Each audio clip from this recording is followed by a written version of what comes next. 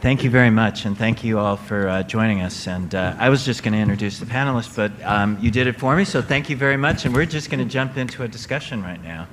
And we're going to try to keep it as much of an informal discussion as we can to facilitate back and forth, first across the panelists, and then to facilitate questions from the audience and to get your commentaries as well. I think just from my perspective, the challenge of energy and climate, environment, air pollution in India is indeed one of the biggest, most challenging that we have in the world. It's something all of you know. But one of the things that we want to start out with, and I'm going to ask Charlie Ebinger from Brookings in a second to get us going down that track, is defining the scale of the problem, again, putting it back in our minds of how big this actually is. But what's also striking to me is the intersection of the energy and climate issues. India today is using coal for about 44% of its fuel mix, and depending on which projections you look at, that's increasing another 2 to 3% every year over the next 5 years or so. And so one of the challenges that we keep coming back to is investing and creating the incentives for investment to sustain the power production that India needs to support its economic growth, and at the same time finding a way to switch that fuel mix in a way that addresses the country's domestic pollution problems and the political concerns around that, and the global environmental problems that are so fundamental and critical to climate change as well. And we're obviously not going to solve that problem here in this panel, but if we can put some concrete ideas on the table that provide a foundation for further analysis, research, investment, and action, then we're contributing to the dialogue. So that's what we're going to try to do. But I think to get the scale of this in our heads, let me begin with Charlie Ebinger first and ask Charlie if you could give us a little bit of a context of how big this problem is, both on the generation side and some of the issues that come out of it, including extending us into some of the challenges on the reform process. Thank you, Carlos. Good afternoon, ladies and gentlemen. The scale of what we're confronting is perhaps, next to China, unprecedented in human history. Because we've been talking this morning, and rightfully so, about how to extend energy access to the 300 or more million people in India that don't have that. But we've got to remember that we also have a very large conventional energy system, as Carlos just said, focused in the power sector, mostly on mostly on coal. But we also have a tremendous growth in transportation fuel demand, and while some of that in some of the cities in recent years has been met by compressed natural gas vehicles, still the overwhelming number of vehicles on the streets in India are run either on gasoline or diesel. And of course, the combination of staggering, since India is not well endowed in petroleum, the combination of skyrocketing oil import bills, and now for reasons we may get into in the panel, rising imports of coal because of a very difficult logistics system inside India, which makes even their vast reserves difficult sometimes to develop or get to where it's needed in power plants, and increasingly imports of natural gas. We are seeing a country that increasingly is rapidly around 60% of their import bills come from imported fuels. And this, of course, means that other valuable resources are not available for the other pressing things we've talked about this morning, not only in the fields of rural electrification, but attendant questions of human health, literacy, women's issues, a whole variety of things. So, and particularly if we're talking about climate change, I think we can't just get lost on what are we doing in a positive sense in terms of fossil fuel development for the rural poor, but realize that it's the urban people and the urban poor increasingly. And of course, we also see people leaving the countryside, at least in percentage terms, moving to cities. So the issue is as much how do we provide a modern energy sector as possible. And this gets us into some very serious questions, and I don't mean to offend anyone by some of the criticisms I'm going to levy against the current system, but these are serious problems that must be addressed. I think one of our earlier speakers, for example, alluded to the fact that India has one of the highest losses in electricity transmission in the world, somewhere around 30%. There are still states in India where it's significantly higher. A good utility system in the West maybe has 4% line losses, 4 to 6%. So as someone I think said earlier, if we just change the losses in the electricity transmission system, we would go a long way to obviating the need for a lot of new power generation. I didn't agree with the statement that we would need any new power generation, but it would substantially alleviate that. The same is true in the distribution system. The distribution system for electricity is in a disastrous state in much of India, which makes it very difficult to get any kind of either Indian or foreign investment interested in investing in the distribution system. You often have line losses of 50, 60%. You have the fact that power theft remains endemic throughout much of the country. Now, power theft, just very quickly, is an interesting question because from my own research in India over many years, I don't think power theft is the poor little guy stealing power. It is often the big merchant or big industrialist that bribes the meter reader not to read the meter correctly. It's the army that doesn't pay for it. The military in general doesn't pay their utility bills. Oftentimes government ministries don't pay their utility bills. But the whole question of both power theft and non-payment for power is something that has to be addressed if we're going to begin to rectify the situation. We also have the issue of subsidies, and I know we have a lot of experts on the panel today on the question of energy efficiency, but one of the biggest problems in India today is the subsidies are so high that there is no incentive for efficiency investments because the tariffs aren't accordingly anything that's going to give a reasonable payback to someone bringing in energy efficient equipment. We also, I think, we talked briefly about the new initiative for cross-border electricity trade with Nepal. There's opportunities for cross-border electricity with India's other neighbors too, albeit, I won't go into detail, albeit fraught with political difficulties, political mistrust, but there are opportunities for sizable trade between Pakistan and India, Bangladesh and India, and so forth. Two issues that we haven't addressed that people probably have strong feelings about, but are part of the equation that at least need to be addressed, I think, are India's desire to move to having much greater natural gas. A number of years ago, when a giant field was found by Reliance near Calcutta, there was great interest that natural gas could expand throughout India. Massive pipeline investments were made, pipelines were built. And now I'm going to jump in and say, give us a second one too, and let's come back to them in a second. Let's get some more discussion. Yeah, I'll cut off. And the other issue, of course, that definitely has an impact on climate change is the whole issue of the future of nuclear power in India. Good. Charlie, that's a phenomenal introduction. No, it's incredibly good, and one of the things you've done is highlighted that there is a macroeconomy problem as a result of the energy problem, that there are micro issues that come back to an individual business and commercial operation set of questions. And all of that combination of macro and micro issues also has a huge impact on a range of climate issues as well. So we need to come back to all of those different dimensions. Rick, I want to come to you for a second because you spent time working in the business sector, actually trying to work through some of the problems that occurred as a result of the accumulation of huge arrears that have occurred in the power sector, as you were saying earlier, in a very limited number of those states. India went through quite a dramatic announcement in 2012 when it said that it was going to restructure that debt.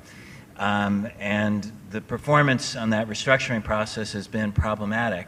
Can you just talk a little bit about the business climate? Yeah. You know, when India first began to open in the early 90s, one of the first sectors they opened to 100% FDI was on power generation. And when I say that, most people think immediately to Enron and the Dabol project. There's actually a dozen projects built by American companies in India. And it actually wasn't just a select group of states. It was in Andhra, it was in Karnataka, it was in Kerala, it was in the Andaman and Nicobar Islands, Maharashtra, Odisha, Kerala. It was all throughout, and every single state is like a country unto itself. It's part of the difficulty of these kind of conversations because we talk about top-down policies, but you have to have a different one of these conferences for every single state in India to really get at the crux of the matter. They all have different fuel mixes. They all have different areas where they lose money from. So about a dozen projects built in India, and every single one of them, no matter which state they were built in, no matter which chief minister they were beholden to, ran into payment security problems. Either the states would put caps on rates payable to companies, stop paying bills altogether in some instances. They would establish jurisdiction over private operation of facilities and therefore take over rate structuring from private contracts between suppliers to contractors. So a variety of problems that companies ran into. The last big reform, I know they tried a couple of years ago, and so far I think that's more or less fallen flat on its face to securitize the debts. The last big reform that I saw, and the one that I held the most hope out for, although we now know that it's largely failed as well, was the Advanced Power Reform Development Program a little over a decade ago, and the accompanying Electricity Act changes. That's where they tried to wrest control away from these just difficult sometimes to work with state chief ministers and give separate electricity regulatory commissions to set rates in the states and take it out of the political process. But because power in India is a state subject, they couldn't ultimately take that position away from the chief minister. The chief minister appointed the heads of these commissions, and who operating in the government of Tamil Nadu is outside the arm of the AIDMK or the DMK, who's ever in power that day. So the big reform push they did a decade ago under the last BJP government was the strongest attempt I think that the central government has done, and even that one failed. So they've yet to figure out what the process is for getting states on board. So let me ask you, in one of my visits to India, I went to the North Delhi Power Company, and the turnaround that they've had there has been quite significant. And it was done by an Indian company, Tata, that took it over. And obviously there's a technical capacity and skill to be able to do this, combined with some business support and management that was given from the outside. The Trade and Development Agency financed, I think, some important technical assistance. Is there a role for the United States to help on these power sector reform issues, the commercial viability issues, or is it too sensitive, and does it just have to be indigenous from your work that you've done? It's pretty sensitive. I mean, if you look at the states that have tried reforms, Odisha was the first statewide to break up the electricity sector. This was done partially through World Bank assistance in the late 90s. And what happened to the Congress government of Odisha? They lost the next election. Andhra Pradesh, they tried it as well under Chandrababu Naidu, the last innings that he had as running the state. He won one re-election after he began charging farmers for electricity, and then they lost the following. Tamil Nadu, Jayalalitha, when she was elected in 2001, she attempted to start charging farmers for electricity for the first time in 20 years. 3 years later, she lost every single seat she had in Parliament and woke up the next day and said, oh, free power for farmers again. Delhi is the one place that did electricity reform and did it right, and people pay more, and the lights stay on now, whereas they didn't before. Yeah, Gujarat. Yeah, yeah, that's true. That's true. It wasn't quite as splashy, but slowly but surely they managed to. They broke out the last line distribution in rural areas. That was really the key for Gujarat to fix things. So they didn't privatize. They didn't quite but they managed to fix the grid. With Delhi, though, I'll tell you that the thing that chills me about what happened in Delhi is, so they got it right, and the chief minister won re-election even after rates went up, even after the difficult things happened. You pay more and the lights stay on. But you just saw this demagogue in the state, Arvind Kejriwal, in the Aam Aadmi Party, they actually did form the government for 47 days and then failed. The first thing that he did when he got to power was he was talking about giving away free electricity for the poor, which makes sense and it wins votes, but that's part of the reason that the grids don't work. So even Delhi, which did it right and it worked, and people are more wealthier and more educated, even they didn't seem to enjoy it too much when they actually got the system right. No, it's good to point out. So again, the scale of the amount of power that has to be added to you or any others, if I recall correctly, is what, like 75,000 megawatts that have to potentially be built by 2020 or something on that scale? It's kind of a business as usual. If they got 8% growth sustained, it would be high. So the point of that just being that whether it's 60,000 or 75,000 or 90,000, the point of it is that it's not going to be government financed, which I just want to leave out there, because if there is going to be private investment, the question is who's going to finance it. And if your if the commercial viability of the power sector is broken, then the ability to actually get that power in place is obviously compromised. One of the ways to potentially address that problem is obviously to use less power. And Bill, that's been a topic that has been central to your life and your role at UT. Could you talk a little bit more about what the possibilities and potential there are? Yeah, sure, Carlos. You know, energy efficiency, often gets referred to as the fifth fuel, and I think that is probably an understatement in India at this point, because it's such a critical fuel that's going to be needed now and going forward. And I think one of the realities of the growth projections that we hear about in India is there isn't going to be enough capacity to fuel that growth in the context of what's ahead. And what I think there's been plenty of academic studies and research that draw the connection between energy efficiency and efficiencies in general and economic growth. They go hand in hand. And so, one of the areas that we've been very actively involved in the context of energy efficiency is in probably one of the most impactful areas in energy efficiency, which is in the built environment. And I think it goes without saying, many of you know the energy consumption associated with buildings is on the order of 40% of total energy. In India, the electricity consumption alone is expected to grow to 37%, and then on top of that, you have the direct fuel consumption that will be associated with other factors of the built environment. So this is a problem that's not going to go away, but we often understand this problem not so much as a technical problem or a technology problem. I sit up here with my colleague from Ingersoll Rand, and we know methods and tactics and solutions that can be brought to bear. We heard plenty of them this morning. So the technology is not so much the issue. I mean, there's room for improvement there, I'm sure. But what's really needed are market innovations. And we talked a little bit about the subsidies and the disincentives that were referred to earlier. But in retrospect, when you think about the value creation that energy efficiency will make, why do we care that it's only about the penny saved on a utility bill? It's the jobs created, it's the power plants that are benefiting from capital investments, it's the benefit of the city governments to have more efficient infrastructure. There's plenty of co-benefits, and I just wanted to strike that's really, I think, where the innovations are going to be needed. The International Energy Agency, just to make reference, has recently published a very nice piece of work on the subject of co-benefits. And I encourage those in the room that aren't familiar with it to look into it, because I think this is where the real innovations are going to occur. And I'll only make one final comment that in this regard, I'm doing some work together with the World Business Council for Sustainable Development to really work at the local scale of exploring this question of the broader value creation of energy efficiency and how can we make that work in these markets. I was at a conference this morning of the World Energy Engineering Conference, and Bill Clinton spoke to that. And no less person than Bill Clinton, probably his principal theme throughout this entire discussion was energy efficiency and the economics of energy efficiency, and that we have a 21st century energy system and we have a 19th century financial system, that the two haven't quite caught up yet on how to make this work. So how to do that more effectively in Indian context is certainly going to be one of the big challenges. Bill, let me come back to you, or Rand, sorry.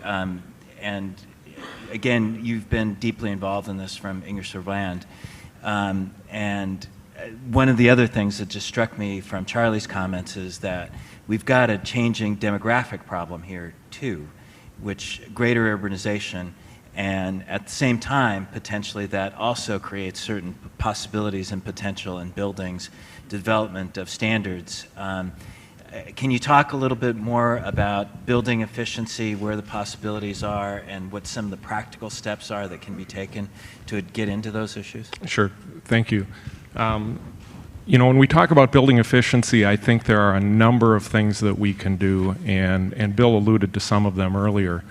We always say in our industry that it's not necessarily about the efficiency of an individual piece of equipment, but it's about the efficiency, the meters on the building. It's about the efficiency of the building. And so from two areas, we can improve energy efficiency of equipment to some degree and have an impact. But the way the equipment is applied in buildings is absolutely critical to how effective and how efficient the building is going to be. In many cases, we believe that we can get 30, 40, 50% energy improvement in a building just by applying the system in the right way. In addition to that, in addition to just applying things in the building the right way, there are other things that we can do from a demand side. For example, energy storage. We talk about, during the peak of the day, everybody has their air conditioner running. Are there ways to do thermal storage in order to offset that? These are technologies that are available today that can make a huge impact on the demand side, can make a huge impact on the number of power plants that need to be built in the future. And what's affecting the capacity to actually get them financed? What's affecting the capacity to get those these things technologies financed and put into place? Yeah, many of the technologies are available today. Thermal storage is a technology that many of our customers in North America and Europe use today. Some of the building automation systems that we have, some of the modeling capabilities that we have that can suggest the right kind of system for a building. Even things like maintenance programs to make sure that once the system is installed, that the most efficient time is not the first day that it's in operation, that it continues to be energy efficient throughout the lifetime of the building. These are not new technologies that need to be funded. It's a matter of education. It's a matter of understanding what the payback is, yeah. and then getting these things installed. That was really what I was getting at. It's not so much whether the technology gets funded, it's the installation of the technologies. Who's willing? Are banks really willing to finance it? Are end users willing to finance it? Do the providers of the technology put the money up? I mean, they're practical questions that we end up having to get into to determine how energy efficiency translates from something which is a technical possibility to an installed capacity or savings of a generation capacity. Carlos, can I just make one point? Is in many ways, the foundation of that problem or that dilemma of lack of investment, lack of pushing forward with market uptake in the very solutions that are being referred to is a basic lack of information. That a lot of times the market is unaware or disincentivized to really look at the performance of their buildings. Yeah. And so we have to find ways to elevate information access about building performance. It sounds very mundane, but it's extremely important. And pushing ahead with an agenda, particularly in India, where information is available and accessible about building performance, then I think not only will investors start to take notice, but financial institutions will start to have the kind of the information available to them to understand how investments are returning or could return. It's at the root of the problem, in my opinion. That makes a lot of sense. Dr. Ramanathan, if I can come to you, you're the one member of the panel I didn't get a chance to talk to earlier, and I so much wanted to meet you because among other credentials he has is discovering the greenhouse gas effects of CFCs, which is just revolutionary in science and where we are today in our understanding of climate change, and is a foundation of many of the accords that have been reached, in particular the Montreal Protocol. Can you talk to us a little bit about the climate implications of the track that India is on today? And in particular, one of the questions which now is starting to get raised is if the United States and China were able to reach an agreement on HFCs, What are the prospects for India to also come into that category? And is this something that is can realistically be taken up in the coming year and really pushed in the bilateral relationship? Thank you. Yeah, I wanted to address a dimension of the whole energy access problem and climate change, which has not come up so far, and it provides new opportunities. First is, we have talked about carbon dioxide. A billion of us, I call super emitters, contribute about 50% to the total emission, while the 3 billion who have no access to fossil fuel, their contribution is 5% or less. And if you look at the growth, the business as usual, which is all we are worried about, again, 2/3 of that growth is coming from this 1 billion super emitters. And they are all over the world. So the question is, why should we worry about what the other 3 billion is doing? For our own self-interest, if we don't provide them clean energy access, their carbon footprint, if they follow our path, would go to about 10 to 15 billion tons per year. Then we have no hope of controlling climate change. So sheerly for our self-interest, we've got to provide that clean energy access to the 3 billion who are left behind. And what's the cost of that, coming to this issue? The International Energy Agency, if I use their numbers, and it turns out it's only $200 per person, per capita, from the top 1 billion emitters. So it's not, in that sense, I'm a physical scientist, doesn't seem like a huge tax for us to pay. And the second dimension I want to cover there is, what's the other reason? See, when they burn firewood and solid coal as they do in China, they put out what's called black carbon. It's the dark smoke which comes out of diesel. It's the second largest contributor to climate change. And in the residential cook stove smoke, including our fireplace and all that, it alone is about 40% of the total black carbon in the air. And we and several groups have determined half of the glacier melt in the Himalayan Tibetan region, and a large fraction of the sea ice retreat is coming from this black carbon. So this is the problem we can quickly solve. All we have to give them is clean cook stoves. We know how to cook without producing smoke. Along this black carbon is what we call 4 short-lived climate pollutants. And by cutting them with just available technologies, we can slow down global warming by 50% in the next 30 years.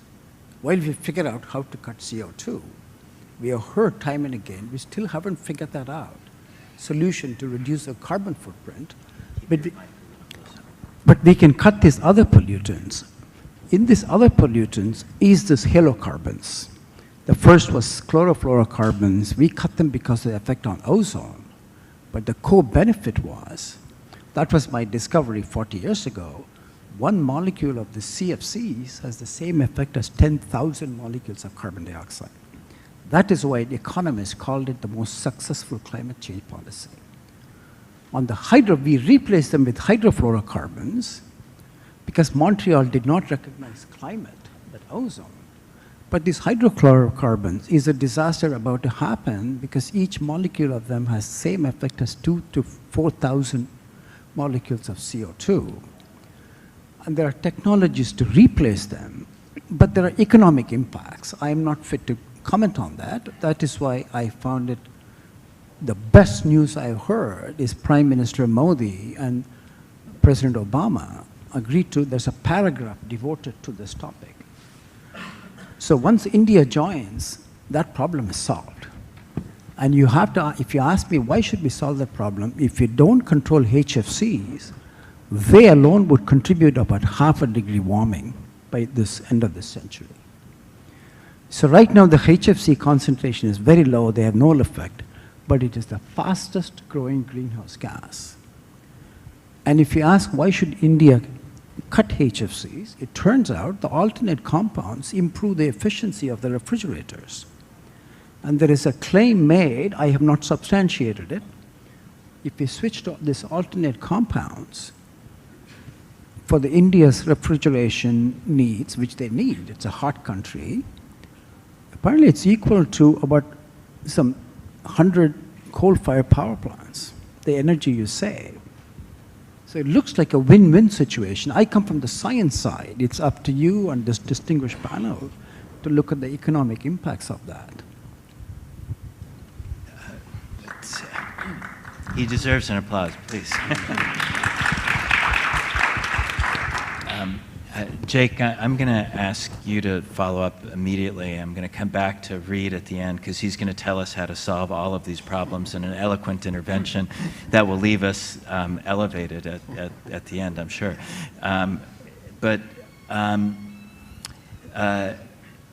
NDRC's been involved on these issues directly with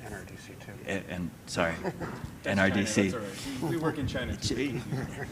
Partnership there. I've had China on my mind. My apologies.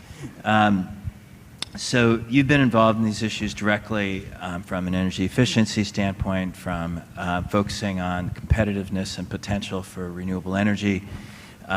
You've been directly involved in engaging on the broader global climate change debate in the context of the UNFCCC. Can you pick up on where Dr. Ramanathan left us? What are some of the practical steps that can be taken both between India and the United States on the global agenda, and then bring that back to some of the more specific things from the work that you've done that, that really you see having real potential at a more micro level? Yeah, well, thank you very much, and thanks for having me. This is a great session, and I appreciate it. You know, as I think back, as we've been dealing with this international climate change issue for quite a while, and I've been engaged in it for a number of years now, I think there's a couple of fundamental things that have shifted that are going to be very important for countries moving forward, and I think they're true in India, and they just need to sort of go to the next scale. One, I think there's always been this perception that dealing with climate change is something that's in somebody else's interest, and I think we're finding more and more that countries are realizing that it's in their sort of own self-interest to tackle this challenge. And a related point is there's always been this perception that if you tackle this challenge, that you'll somehow destroy the economy, you'll lose jobs, and you'll kind of, it's a disbenefit. And you know, there's been lots of studies proving that that's not the case, but I think in the real world, people want to see the reality of that and see the impacts that are actually being felt. And so, you know, looking at the work that we've done in India, where, you know, looking at one of the barriers is always this perception that you don't create jobs in the clean energy space, or you don't create enough. We undertook with a partner in India to sort of document the first set of job analysis for the clean energy space. And it's a, you know, first cut, and we found that there's about 70,000 jobs directly in the grid-connected renewables. Our guess is that that's probably pretty low looking at the numbers in the US, but those are real jobs, those are real people. There are electricians that are now you know, installing solar panels. There are roofers that are now putting solar panels on roofs. There are wind turbine engineers that are now, you know, or engineers that are now installing wind turbines. The other piece that I think is very different is there's a lot more tools actually available that can be deployed today. You know, and I know from an environmentalist, it's sort of you know, not surprising to hear us say that you can actually do renewable energy efficiency. We've been, you know, saying that for many years. And you know, it was true 10 years ago, but it's really true now. When you look at the set of opportunities for countries, and India is a, you know, is a great example. You know, renewables are not just some pie in the sky thing that Germany does with lots of subsidies. These are, you know, real technologies that in many places around the world and in many parts of India are cost competitive.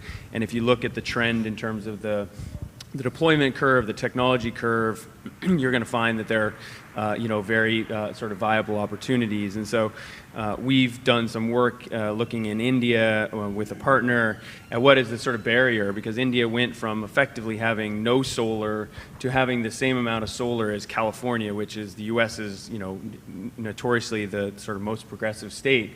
that's a massive increase in just 4 years' time. And as it goes to the next level, it's the same sort of barriers, the same issues that we find, in key countries, which is finance, policy, and getting people to understand this stuff.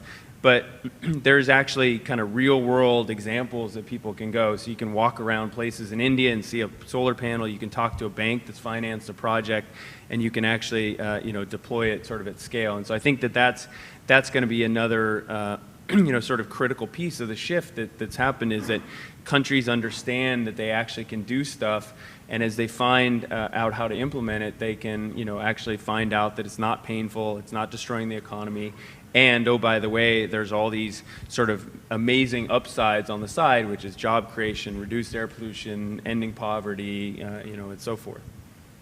Rand, you want to jump in? Yeah, I think part of your question was you were asking about practical steps with regard to HFC reduction and phase out. And we recently made a commitment at the United Nations and at the Clinton Global Initiative to reduce the impact of HFCs, the emissions from greenhouse gases on our products by 50% by 2020. And that's an intermediate step, and we'll move to all new refrigerants by 2030, which is a long-term step. I think the intermediate step is absolutely key. I'm responsible for the refrigerant technology at Ingersoll Rand today, and we, working with some of the chemical suppliers, have found solutions to some of the toughest problems, interim solutions. They don't take the greenhouse gas potential or the global warming potential down to zero, but they get us partway there. And many of these solutions can be implemented without having to do expensive design and tooling changes to compressors or heat exchangers. In many cases, we can do controls changes on the products. We may need to make a few other minor equipment changes, but we believe that we can very quickly have an impact on climate change by making these intermediate steps. And it doesn't mean making HFCs go away immediately, because they are part of the short-term solution. But we're committed to doing that, and I think that we're encouraging industry to follow us in that area. In addition to that, I believe that we need the Montreal Protocol amendment next year. I think the Montreal Protocol is going to be key long-term to making this problem, to solving this problem, right, for HFCs, just as it was for HCFCs and CFCs. Can I ask? What's that? Wants to get no, I'm just want to ask a question and then come back to Reid in a minute. What's affecting either your ability, Rick, you might, I'm sure we'll have insights on this, to be able to get into the Indian market with the kind of technology that you just mentioned? Is that something that you've started? Just give us an update. I'm sorry, I didn't quite understand the question. What's affecting our ability to do that? You basically were laying out is that there is existing technology available to deal with the HFC problem, to begin substituting alternative technologies that Correct. Can begin to take the problem away. So presumably somebody has to buy it. And the question I have is that market open to you? Has there been an interest in the Indian market to be able to draw on those capacities? What are some of the constraints that may be there, or are things working fine? Well, I think we're pretty early on in the process. We just made this commitment. We don't have any of these. Well, we have a few products on the market today. We've just started announcing some products. So we're early on in the process, but I don't see any constraints today to being able to implement these technologies. I mean, the alternative refrigerants are going to be available commercially to anybody who chooses to use them. And it will take some technology work to adapt them to the products, but we're focusing a rather large commitment of dollars within our corporation to making sure that happens, both short-term and long-term.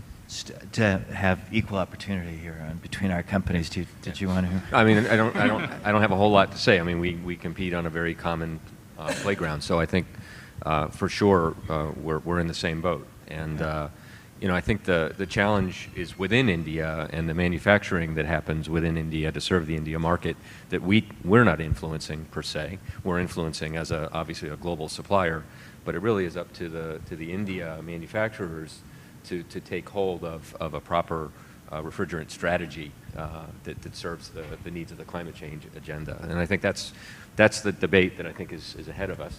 If I was to go out on a limb, which I am, the other thing I just wanted to mention is there are plenty of alternatives, and I know one in particular that we have as a product offering is using CO2 as a refrigerant, which fundamentally gets rid of the whole problem. Now, technically, you can't extend that as far as we'd like, but I think there are certainly some innovations that can happen to push it in that way.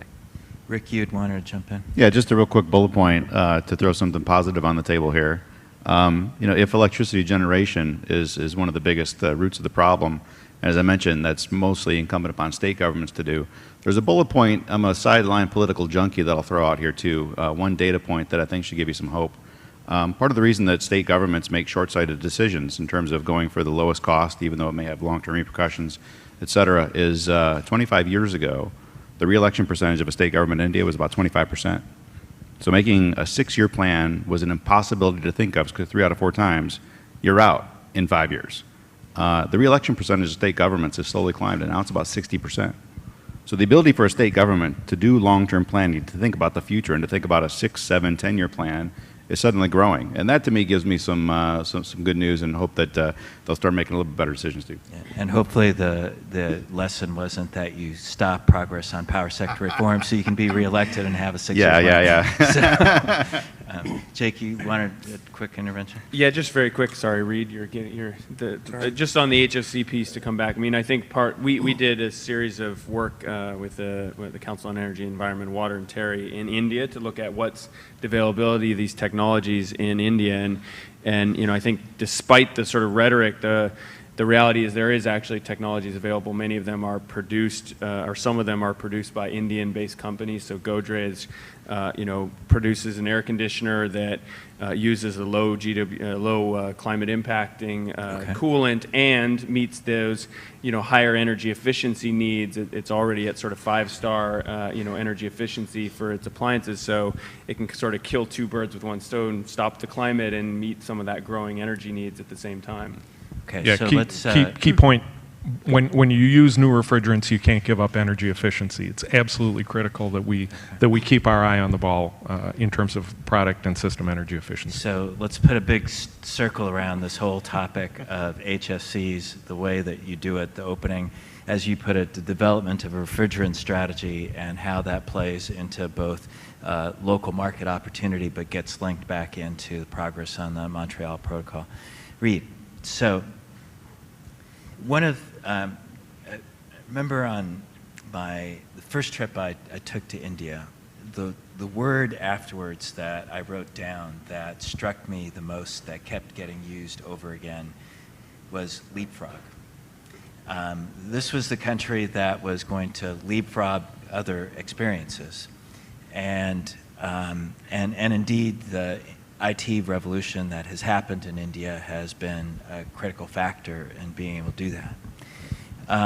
You have been in the center of millions of discussions when people have talked about what's the analogy between telecommunications, landline, cell phones, and the energy world, and it brings us back to questions of distributed generation.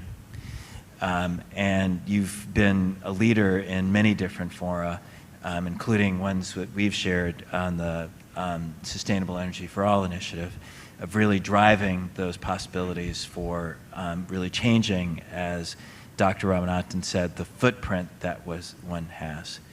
And of course, the challenge is making it happen, and making it happen on scale. And I know there was a discussion on this earlier today, but frankly, there isn't anybody that I know who has worked on this issue more extensively globally and knows India as well. So your observations. Well, that's a ridiculously overinflated introduction, but thank you for it. I think that we've talked a lot about the problems confronting change in India, but there are also great opportunities. And I think that if you think about that market, there's 2 markets. there's the vast majority of India that has access to electricity, but mostly unreliably. And then there's roughly 1 out of every 4 Indians who have no access to electricity at all, as Dr. Ramanathan pointed out. And I think that you have to think about those differently, but you end up in somewhat of the same position. And thank you for that analogy to the telecom industry, but you also mentioned IT. And I think that we are globally in a shift away from universal reliance on central power plants to a much more diverse ecosystem in power delivery.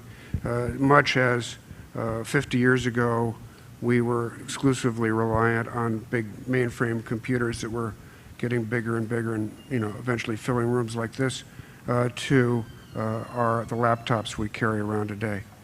Now, electricity has some unique properties that make that difficult, but what we see again and again is that, as Jake was saying, that the economics of clean power are changing in particular ways.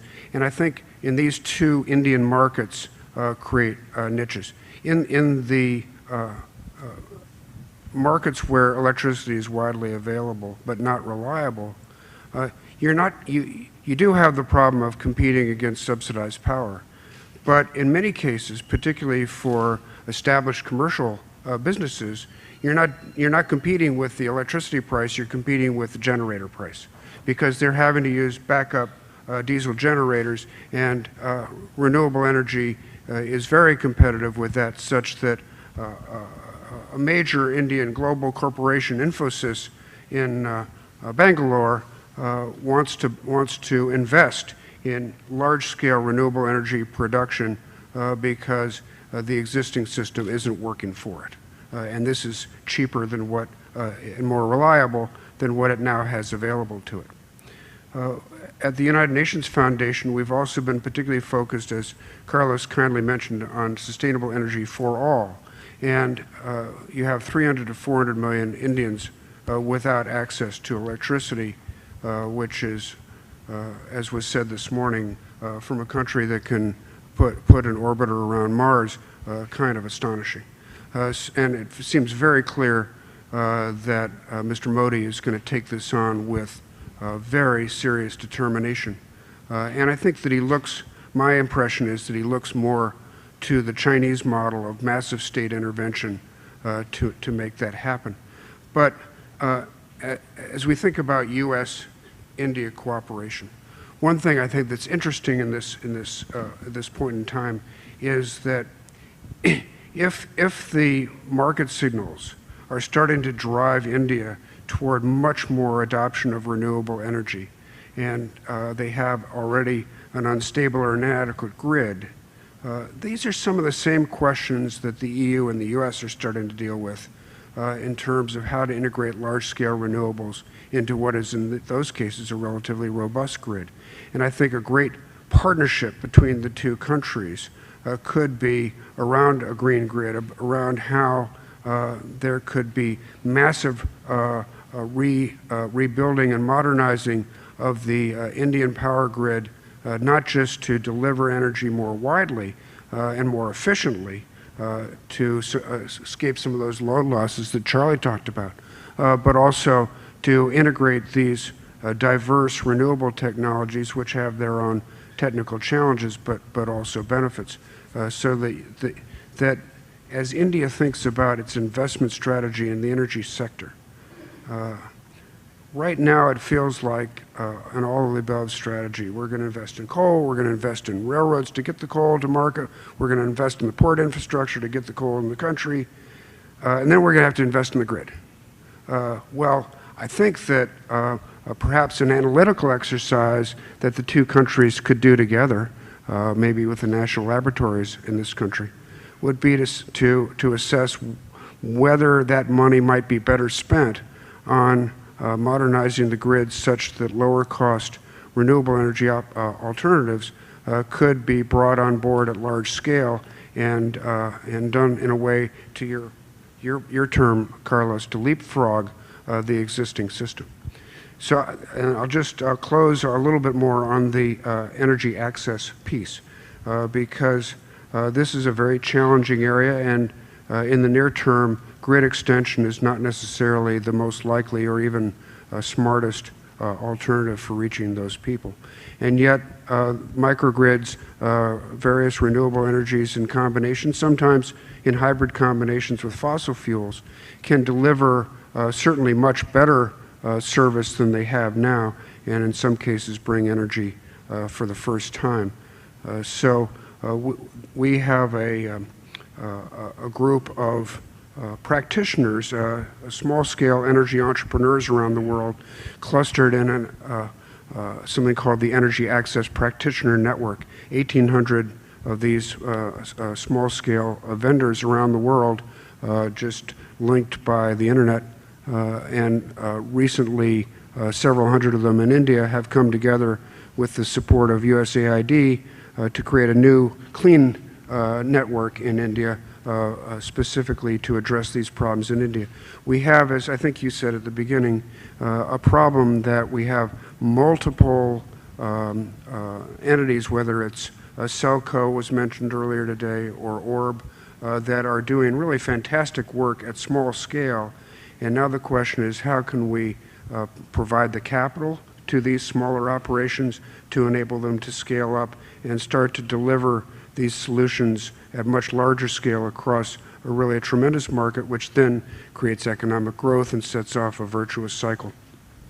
So let me, there are two topics I want to stay with you on.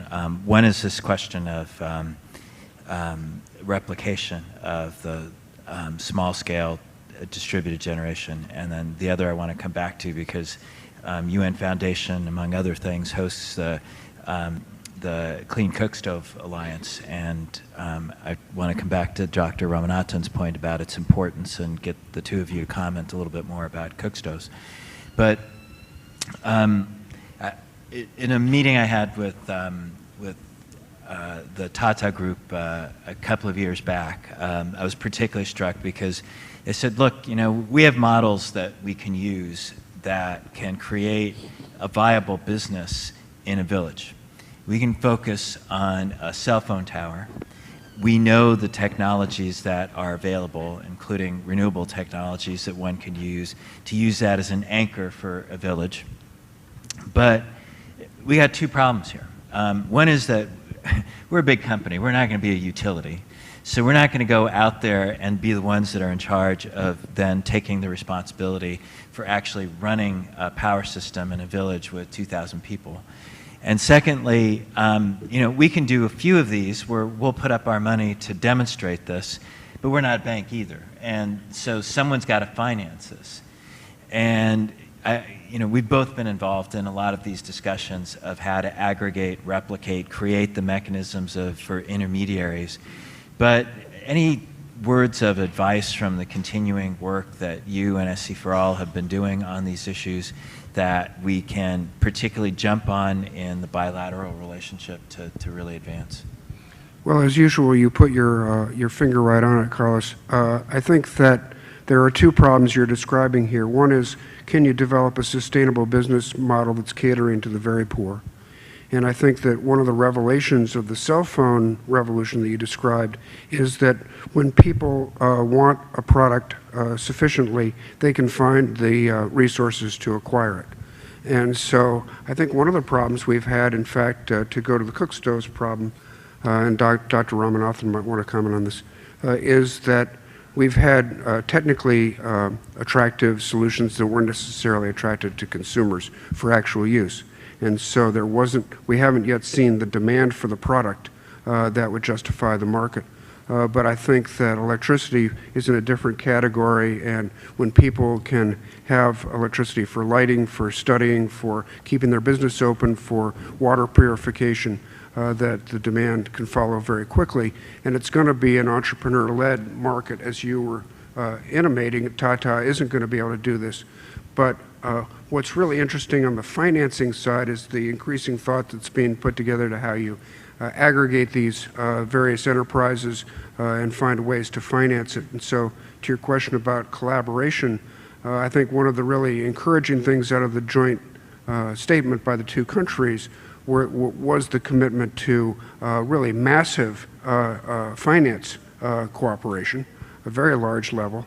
And one would hope, just as the Power Africa initiative belatedly added on a beyond the grid part of it, from the beginning, let's think about how we could design perhaps a preferential treatment, some of the 3% ex-im money or whatever that could be set aside with various risk guarantees for these smaller scale entrepreneur-led projects, because as we've seen from microcredit, the payback rate is terrific.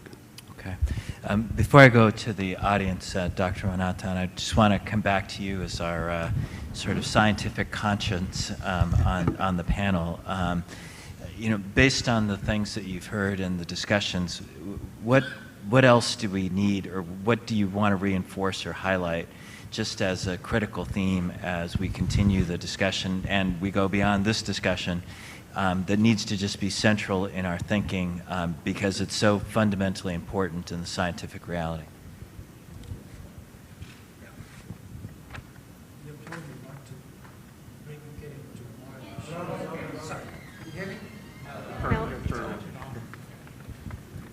Can you hear me now? Yeah, I think I turned it on.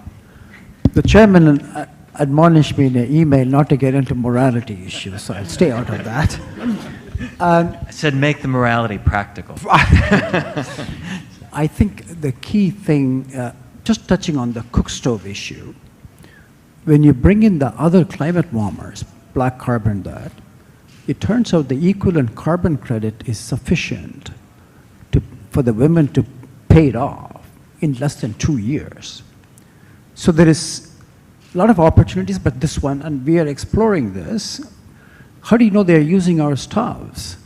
So, you know, my daughter, who's a partner here, Nithya, she's a cell phone technologist.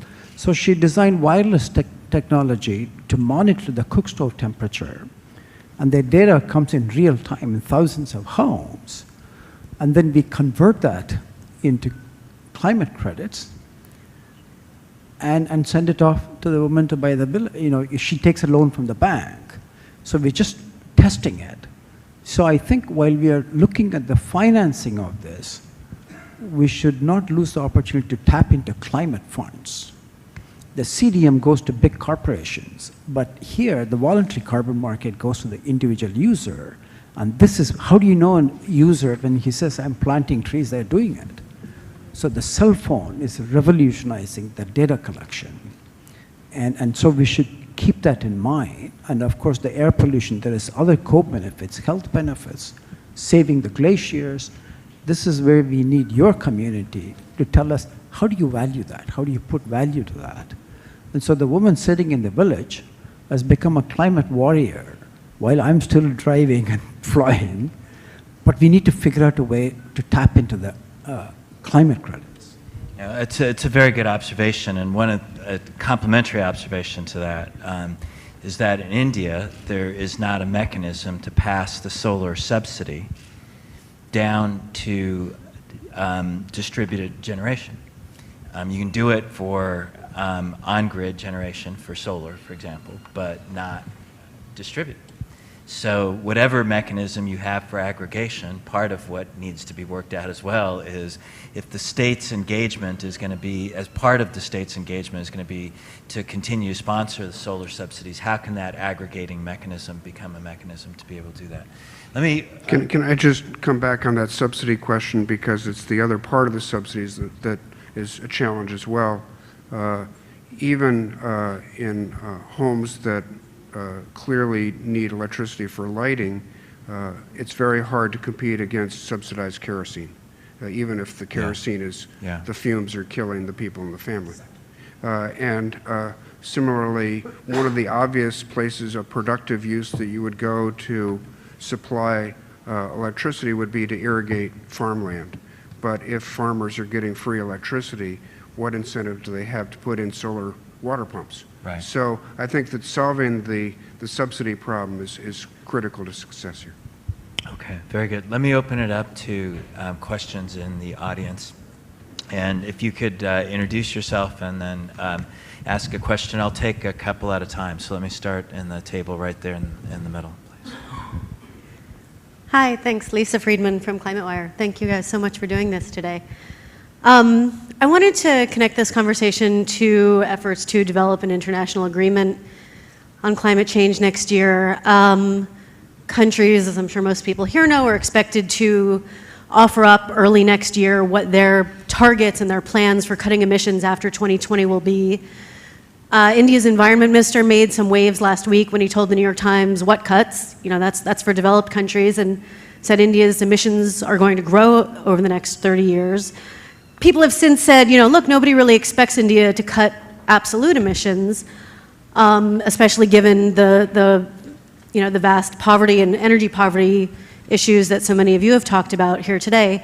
But I don't think there really is a lot of clarity about what countries, what other leaders would like to see from India. So with as much specificity as anyone here, perhaps starting with you, Ambassador Pascual, can talk about, what is it that India could offer up next year, whether it's an energy intensity target or a carbon intensity target or something else, that the US and other countries would look at and say, that's a real contribution from a country that is the fourth largest emitter, yet also is dealing with tremendous poverty issues. Okay. And do you want a question, person right next to her? Yeah, sure, thanks.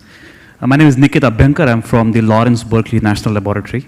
Thanks a lot for the great thoughts put together. And I believe tremendous potential exists in India for energy efficiency and renewable energy deployment. But the question is, how do you really deploy it?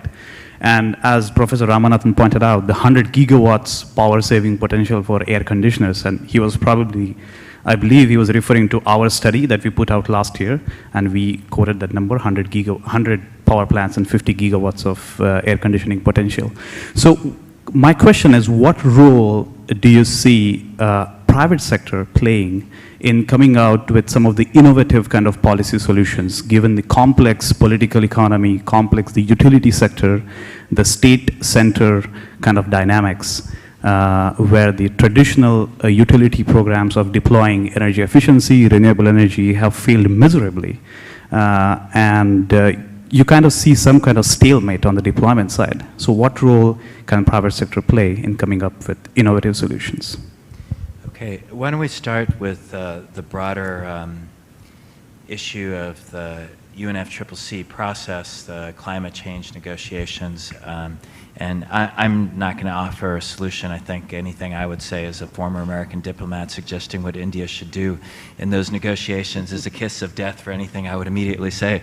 So I will skip on that opportunity, but I'll turn to Reid. No, I'm happy to jump into that, because I think that we have to think about Paris in a different way in terms of what countries are going to bring forward. And I would be very comfortable if India came forward with a plan to invest in clean energy at large scale as its commitment, as opposed to whether it decided. I mean, ultimately, people at WRI and others can figure out what that would mean to carbon intensity and carbon emissions and so on and so forth. But we have to focus on actions and what people are doing, and less on what they are pledging to do.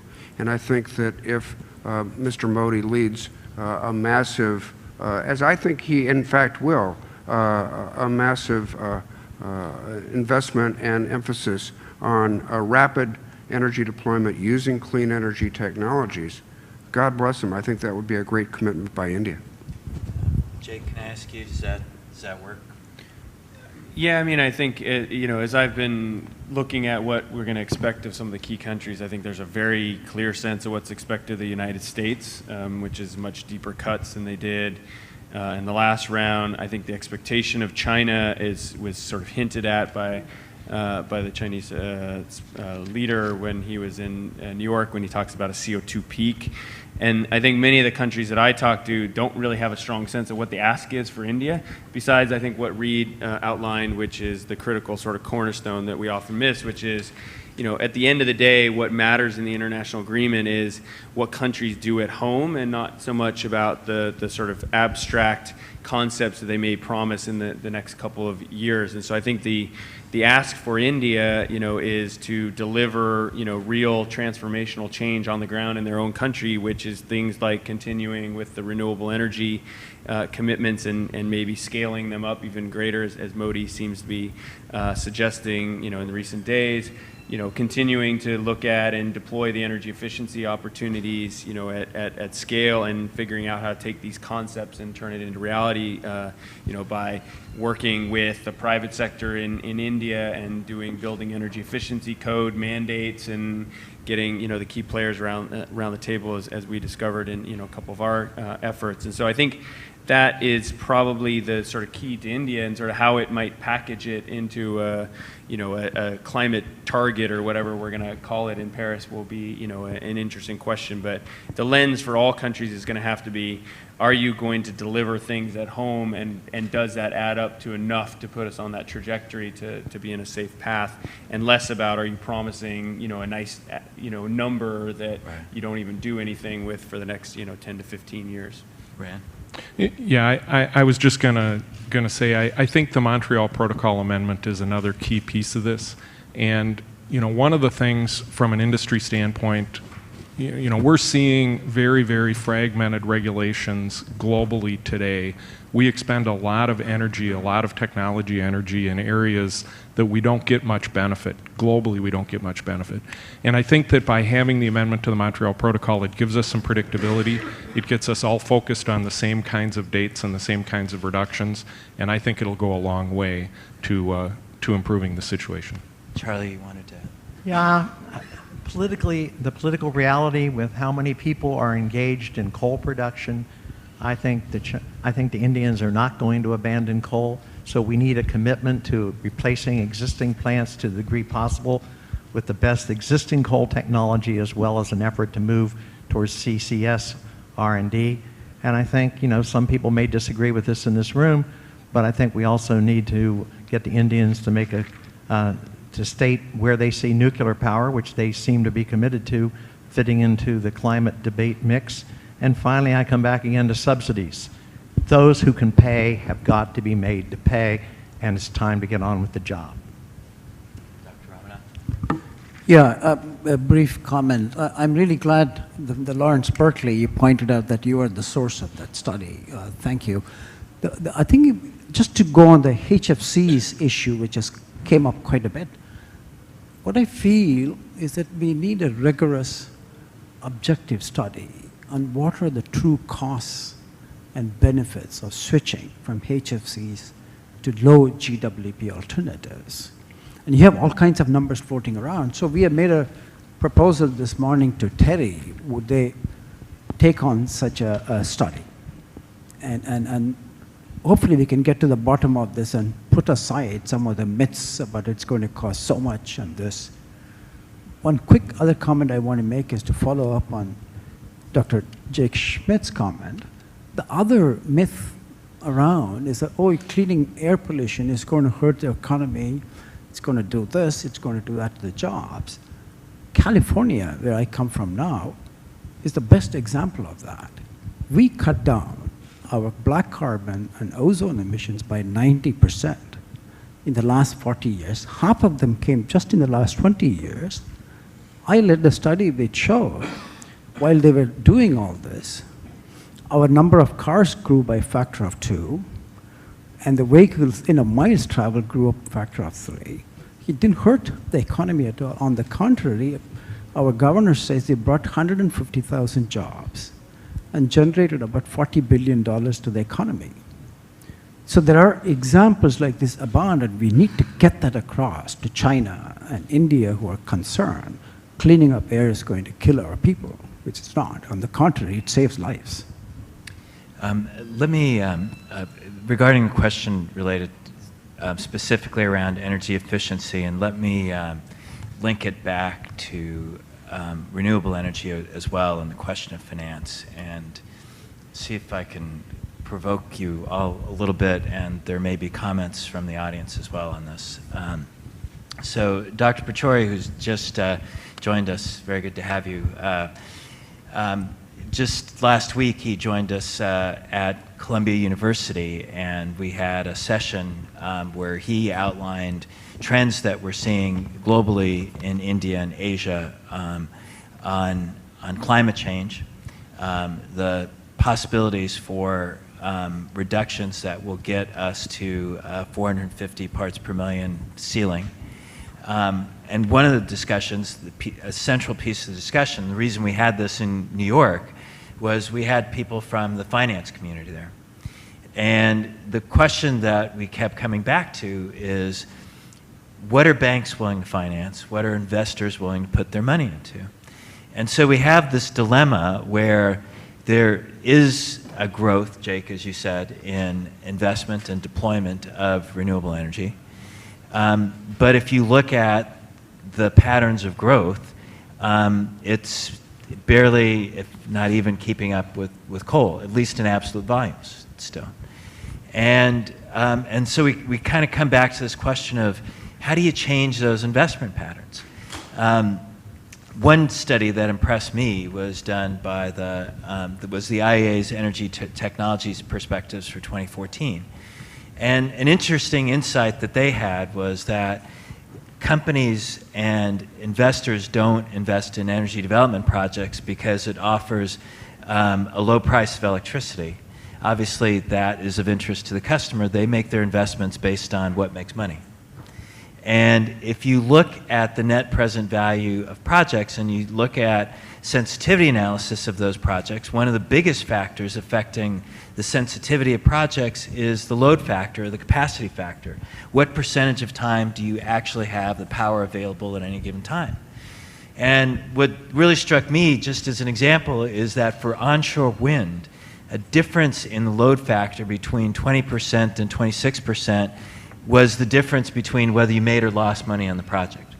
Right? So a challenge that we get into is it's partly a technological challenge, but it's also a finance challenge of where do you change that spreadsheet to get a net present value that is positive.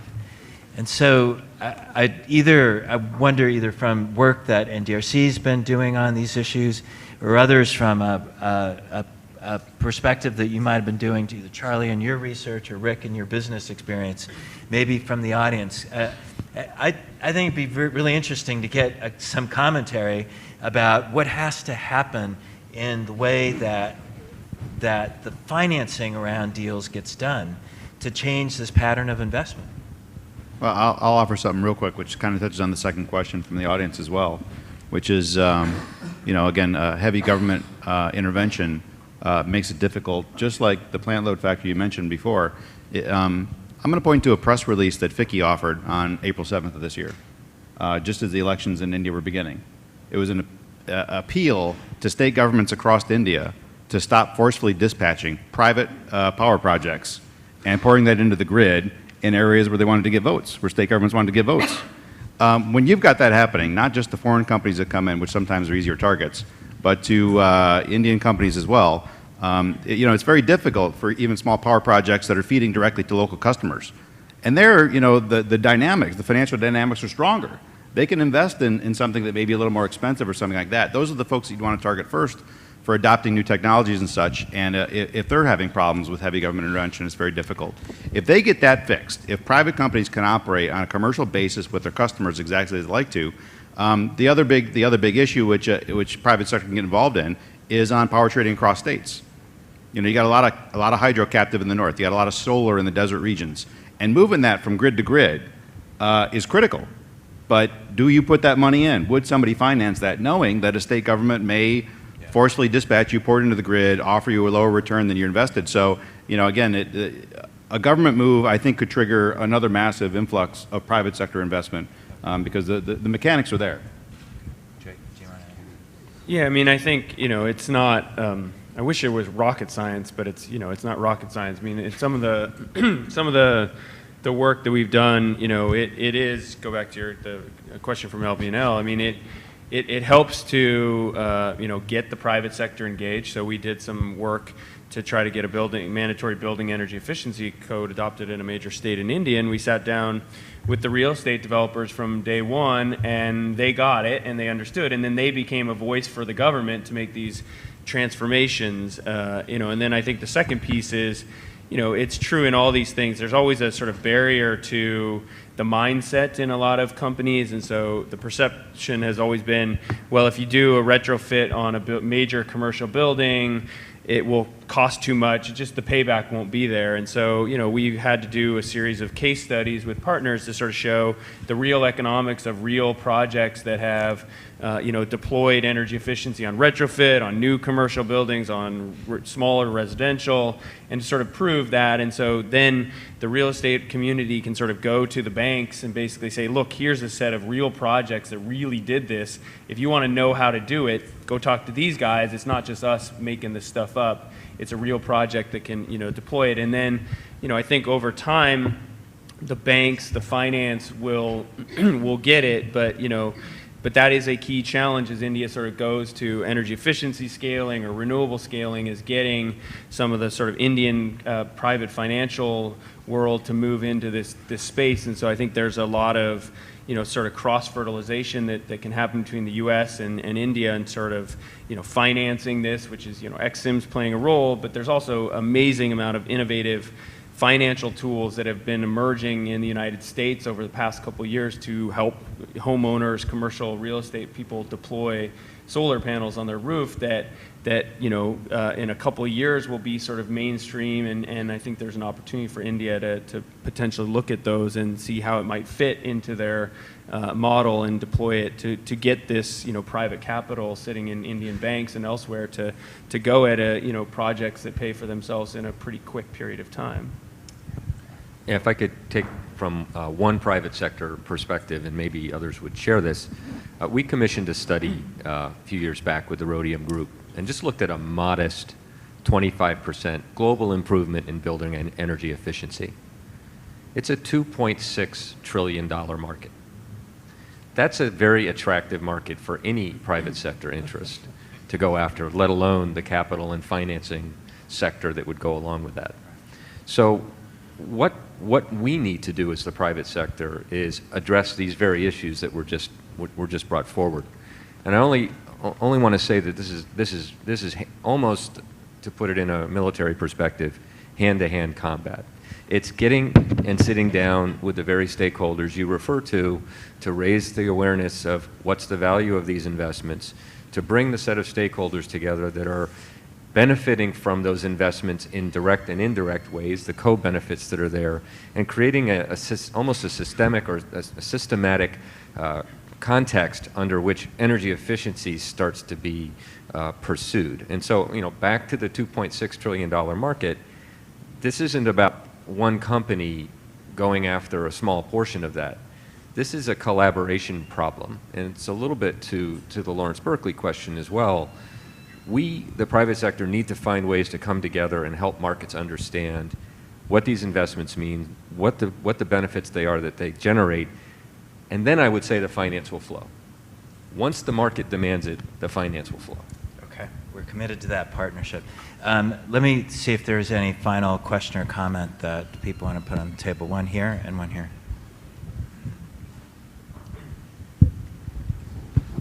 When I see the title here, Energy and Climate Change, it gives me hope that we're talking about stopping climate change. But when I hear advocacy of renewable energy, that makes me worry a little bit that we're asking India to take on a form of energy that's twice as expensive as it would need to be. Of course, coal is much less expensive than renewable energy in the sense of solar and wind.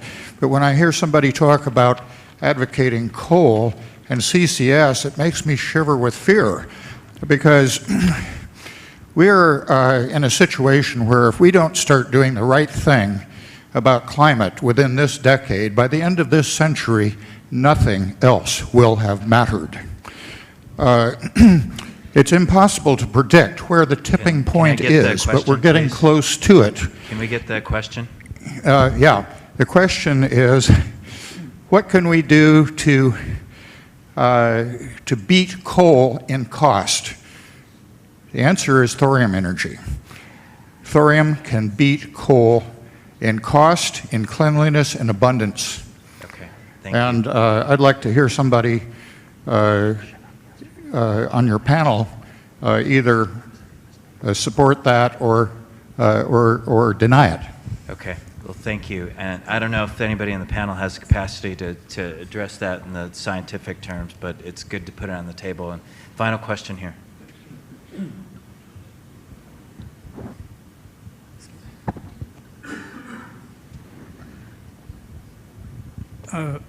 My name is Babu Mitkud. I am from ITD Center, which is Innovation, Technology, and Enterprise Development Center in New Jersey. CFC and SCFC are very important components for cold countries like India, and even in the southern part of the United States here. There is a little bit of gap, okay, sure, in communication. What are the new substitute chemicals are available? That is very important. That has to be, I'm pretty sure Dr. Ramanathan and a gentleman from Ingersoll Ron. Can you elaborate on that a little bit?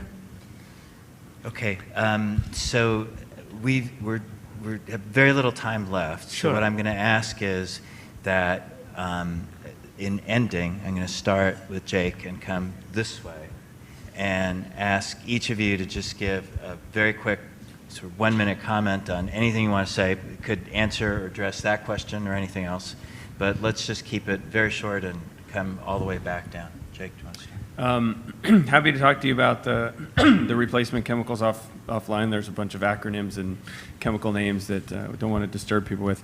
I think the kind of final parting thought, is I think the comment was perfect. I mean, this is a challenge on to deal with climate change that we have to solve as humanity. I think that there are a variety of new tools and innovations that were nice theoretical concepts 5 years ago that are real technologies. So, it is true that probably 10 years ago you could say renewables, wind, solar were a nice sort of pie in the sky technology, but I don't think that's true anymore. You've got almost all countries around the world are deploying this.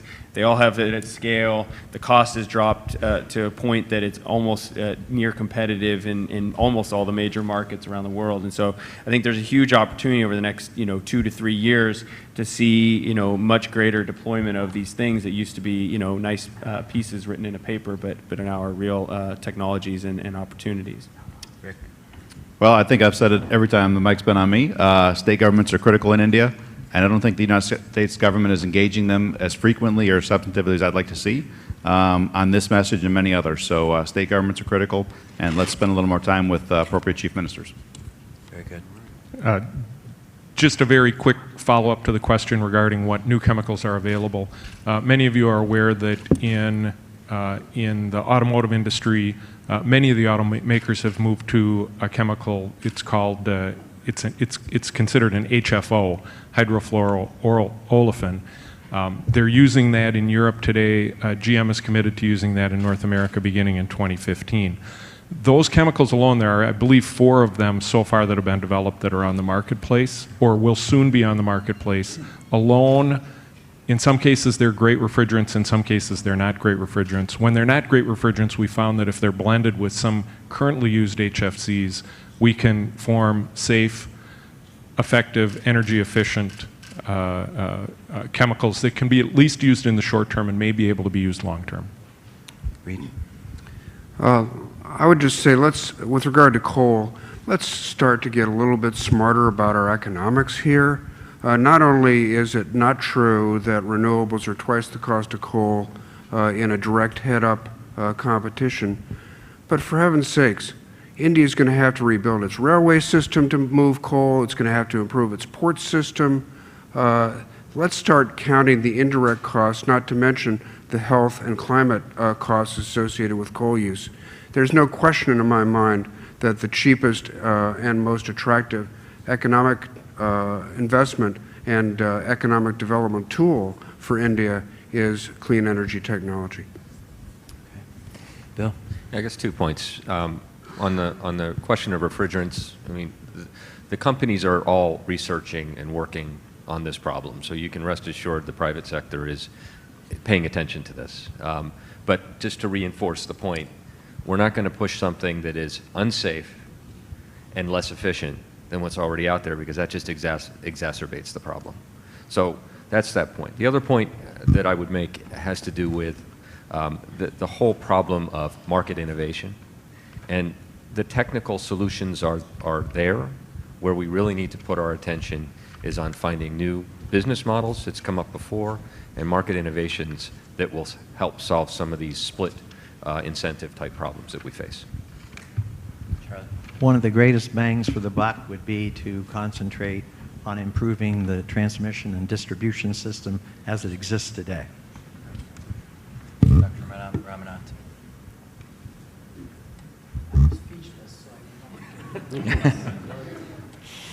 Well, let me just close with a couple of very quick comments. I think, first of all, there is certainly here on this panel, but I think in this room, in the spirit of this partnership, obviously a recognition that energy and climate are fundamentally intertwined, and that changing the patterns in the use of energy are going to be fundamental to achieving the success on climate change.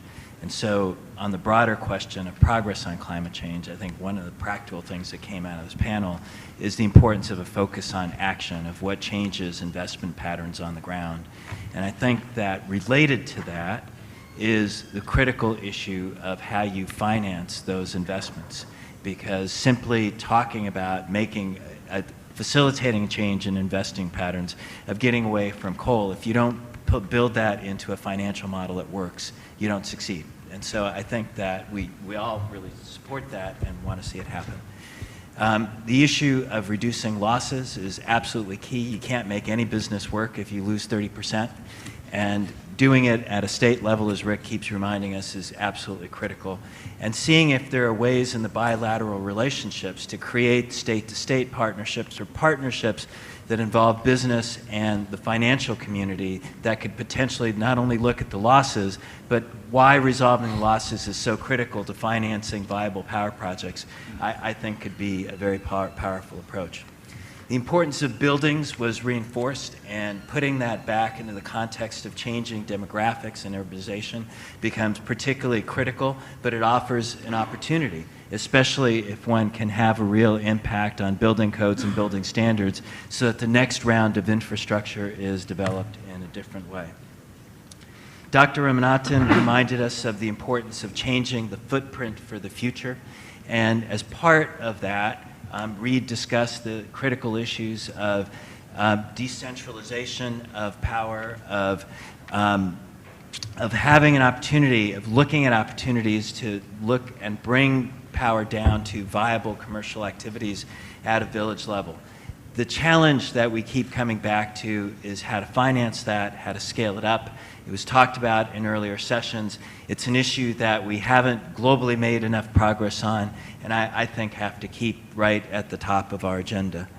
An area that everybody agreed upon that we need to focus on is the potential for addressing together between the United States and India the HFC challenge, how to incorporate that and address it globally as part of the amendments to the Montreal Protocol, but then coming up with, as Bill said, a refrigerant strategy that is practical and commercial within India is going to be absolutely key.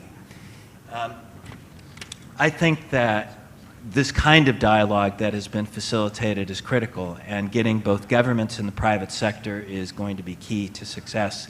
I thank you very much for your participation. Let's thank the panel for their views and their thoughts. Thank you, Ambassador Pascual and distinguished speakers. May I request you to please remain on stage for a few more minutes. We have a special announcement. I'd request Dr. Pachauri to come on stage.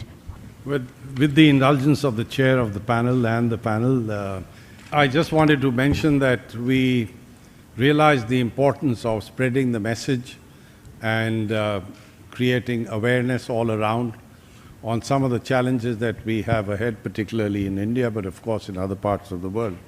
And with that in view, we would like to sign a partnership agreement right now which will result within a month in a formal memorandum of understanding between an organization called Ubrain TV, which is headquartered in Japan but also has a presence in India, and TERI. And we're going to launch a major program related to energy, environment, sustainable development. And I'm going to request Professor Katsuya Kodama, Chairman of Ubrain TV, to come up here and we can sign the agreement here on this podium with your indulgence. And I'd also like to acknowledge the presence of Nobuko Kashiwagi, who is sitting over there. Nobuko, you might want to stand up, who is Vice President of Ubrain TV. Please come, Professor Kodama.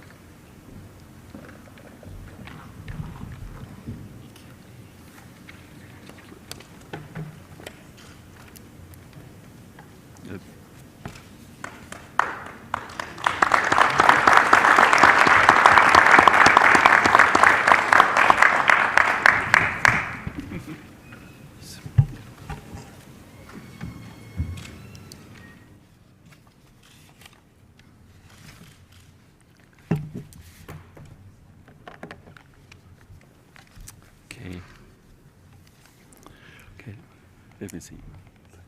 Thank you very much. You want to say something? Yeah. Ubrain TV is a global web media specializing in environment and energy issues. And it was established in London 4 years ago, and now it becomes very global. With Terry, we'd like to develop these activities, this project, to inform the people of the world about the environmental issues. Thank you very much. Thank you. Thank you.